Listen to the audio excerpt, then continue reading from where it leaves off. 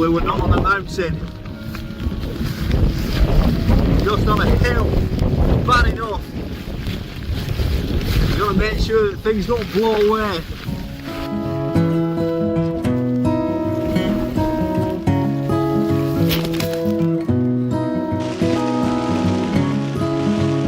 Why?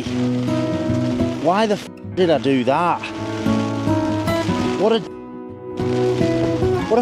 idiot. It's not even minus.